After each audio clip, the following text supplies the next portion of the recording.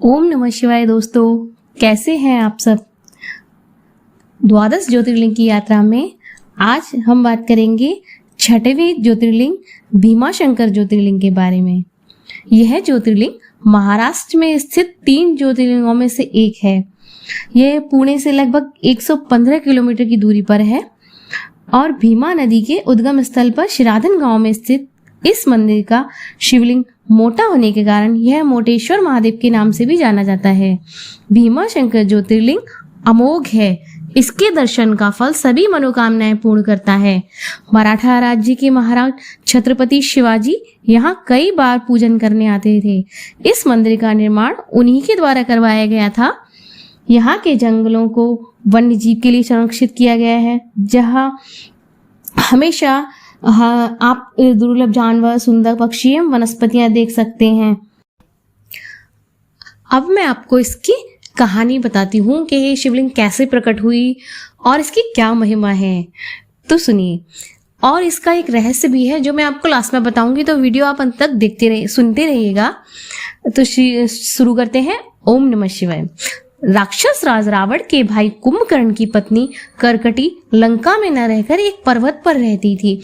कुंभकर्ण और करकटी का एक पुत्र था जिसका नाम भीम था। भगवान राम ने जब कुंभकर्ण का वध किया तब भीम छोटा बालक था। करकटी ने भीम को कुंभकर्ण वध का बदला लेने के लिए बलवान बनाने का प्रण किया था।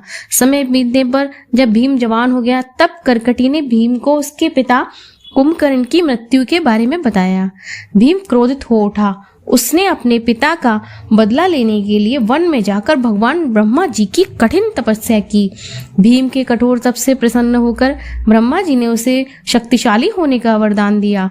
वरदान पाकर भीम बहुत शक्तिशाली हो चुका था। उसने देवलोक पर आक्रमण करके देवताओं को हरा दिया था और उस पर अपने देवलोक पर अपना अधिकार प्राप्त कर लिया था। महाबली भीम के अत्याचारों से वेद, पुराण, शास्त्र का लोप होने लगा। यज्ञ, दान, तप और धार्मिक अनुष्ठान बंद हो गए थे। सभी मानव, जीव जंतु और ऋषि मुनि त्रस्त होने लगे। उस समय राजा सुदक्षिण कामरूप देश के राजा थे। वे परम शिव भक्त थे। भीम ने कामरूप देश पर भी आक्रमण किया और राजा सुदक्षिण को युद्ध में पराजित करके बंदी बना लिया और कारागार में डाल दिया। सभी देवतागण, ऋषि मुनि भगवान शिव के पास गए और भीम के अत्याचारों से मुक्ति के लिए प्रार्थना की। तब शिव जी को पता चला कि उनके भक्त सुदक्षिण को भी बंदी बना लिया गया है। उधर राजा सुदक्षिण ने कारागार में शिवलिंग की स्थापना करके विधिवत शिव जी का पूजन चालू किया।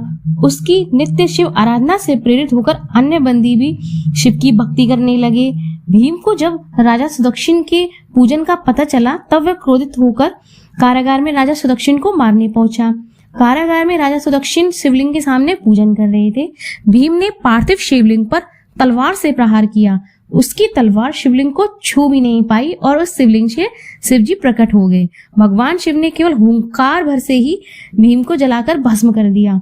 भीम के वध के पश्चात सभी देवतागण और ऋषि मुनियों ने भगवान भोलेनाथ से कहा कि आप लोक कल्याण के लिए हमेशा के लिए यहाँ निवास करें। भगवान शिव जी सभी कृपा करने के लिए उसी स्थान पर शिवलिंग के रूप में स्थापित हो गए। यही शिवलिंग भीमेश्वर ज्योतिर्लिंग के नाम से जगत में प्रसिद्ध हुआ। अब आइए भीमाशंकर ज्योतिर्लिंग से जुड़ा एक रहस्य बताती हूँ। भीमाशंकर ज्योतिर्लिंग से लगभग 3 किलोमीटर दूर पर एक गुप्त भीमाशंकर मंदिर है। भीमा नदी के उद्गम स्थल के पास यह वही स्थान है जहां मूल शिवलिंग की खोज हुई थी। पहाड़ों से पानी बहता हुआ नीचे आता है और झरने का रूप लेकर शिवलिंग पर गिरता है। इस मनोहारी दृश्य को देखकर मन आनंद से भर जाता है। लेकिन यह शिवलिंग गर्मी में ही दिखाई देती है, बरसात के मौसम में शिवलिंग नहीं दिखाई देती है। तो दोस्तों, अगर आपको मेरी वीडियो अच्छी लगी हो तो प्लीज लाइक, शेयर, सब्सक्राइब पवित्र ज्ञान वाणी।